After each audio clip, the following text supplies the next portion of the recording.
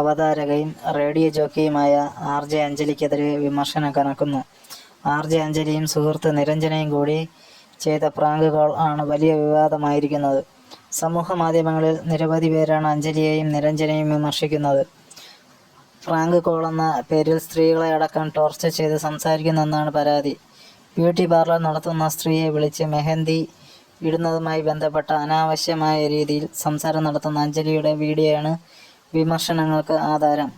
കുണ്ടിയിൽ മെഹന്തി ഇടണം എന്നാണ്, എത്രയാണ് റേറ്റ് എന്നാണ് ചോദിക്കുന്നത്.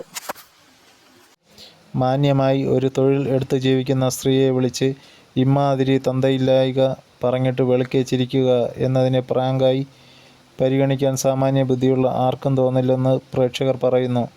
മലയാളികളുടെ സാംസ്കാരിക അധപതനം ഏതുവരേക്കും വന്നെത്തി നിൽക്കുന്നു എന്നതാണ് ഇക്കാലഘട്ടത്തിലെ ഇത്തരം റീലുകൾ സൂചിപ്പിക്കുന്നതെന്നും പ്രേക്ഷകർ അഭിപ്രായപ്പെടുന്നു.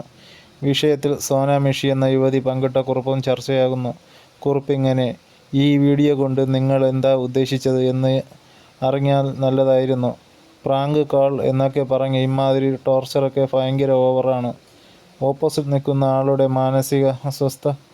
മാനസികാവസ്ഥ എന്തോരം ഭയാനകമാകും എന്നറിയണം എങ്കിലത് അനുഭവിക്കണം.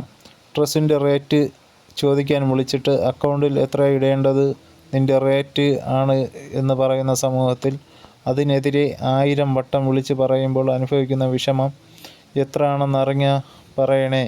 ഒരു സ്ത്രീയായ നിങ്ങൾ തന്നെ അവരെ വിളിച്ച് ഇമ്മാതിരി വർത്തമാനം പറഞ്ഞ് മോശമായിപ്പോയി. കുറേ നാളുകളായി കാണുന്ന വീഡിയോസ് മൊത്തം ഇതുപോലെ എന്തെങ്കിലും ഉടായിപ്പുണ്ടാകും. ശരിക്കും നിങ്ങളുടെ ചില വീഡിയോസ് നല്ലതായിരുന്നു.